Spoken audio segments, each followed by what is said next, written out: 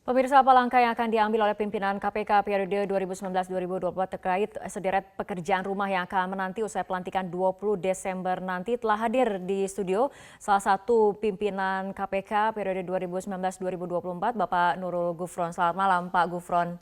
Selamat malam, Mbak Rara. Apa kabarnya, Pak? Alhamdulillah. 10 hari lagi akan dilantik secara resmi sebagai pimpinan KPK. Apakah sudah ada rencana untuk bertemu dengan Presiden sebelum pelantikan itu dilakukan?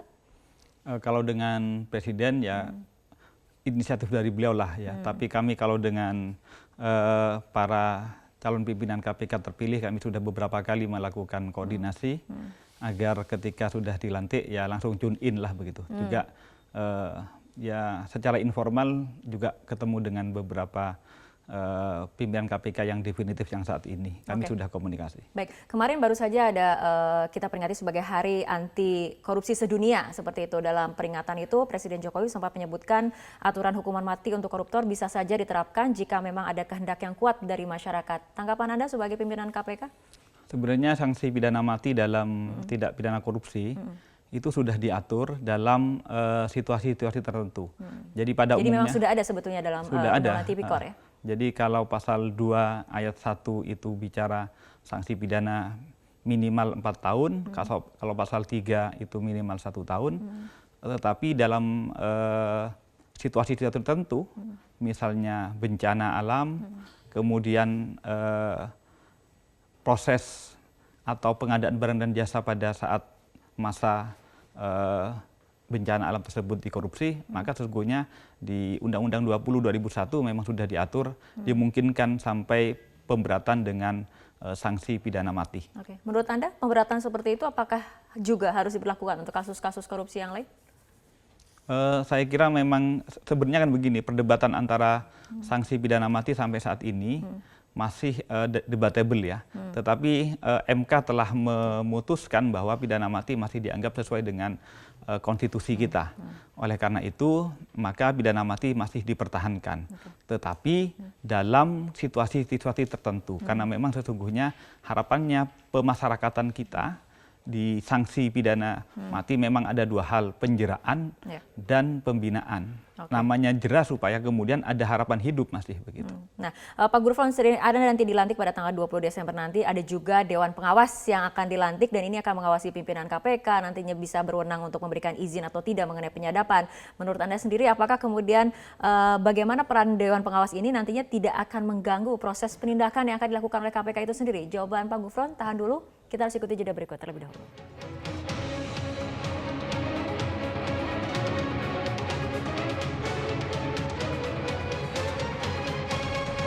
Ya, Pak Gufron mungkin tadi sudah mendengarkan pernyataan dari Presiden ini mengenai penyerang dari Novel Baswedan sendiri yang mengatakan Presiden tadi sudah mendapatkan informasi dari Kapolri sudah ada temuan baru yang menuju pada kesimpulan. Tanggapan dari Anda?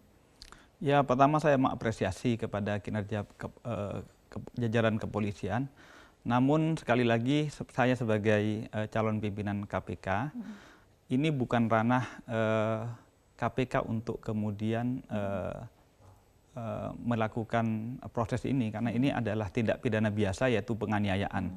Maka kami pasrah dan kami yakin. Tapi akhirnya bahwa kasus ini menemukan titik terang dan tadi dikatakan sudah ada progres dan ada temuan baru yang menuju kesimpulan.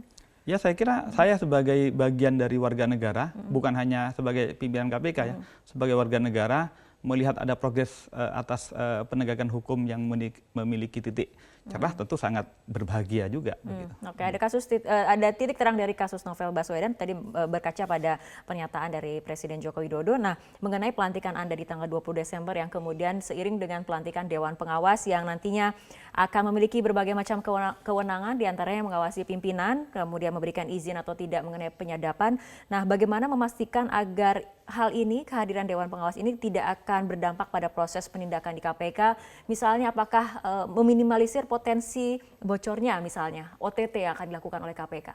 Ya, pertama yang perlu dipahami bahwa penyadapan adalah bagian dari pelanggaran HAM yang ketika dilakukan tentu harus dengan prosedur yang ditentukan dalam undang-undang.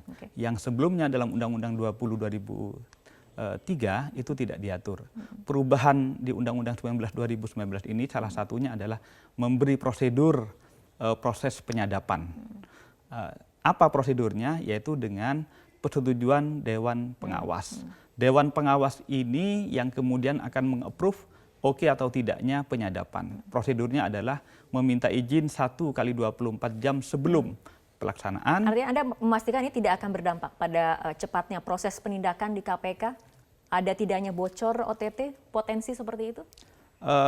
Pertama lihat dari strukturnya dulu ya, bahwa struktur pengawasan itu tetap perlu iya. Kalau kemungkinan apakah bocor atau tidak itu kan pada tentang integritas dari Dewasnya. Nah, dalam hal ini tentu publik akan bisa mengawasi bersama-sama. Kalau kemudian misalnya bocor, kan kemudian kan saat ini kan zaman keterbukaan sangat-sangat gampang untuk kemudian bahwa kami sudah mohon izin ternyata bocor kan bisa kemudian disorot oleh masyarakat semuanya. Gitu. Oke, pasca nanti dilantik Pak Gufron, tapi apa kemudian langkah pertama yang akan dilakukan oleh para pimpinan KPK? Apakah nantinya akan ada pembagian tugas khusus atau ada langkah konkret yang akan diambil untuk prioritas pertama?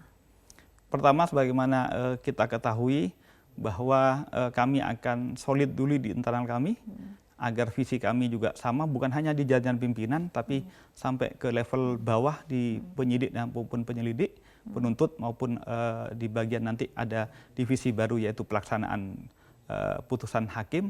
Itu akan kami rapikan dulu, menyesuaikan dengan Undang-Undang 19 2019.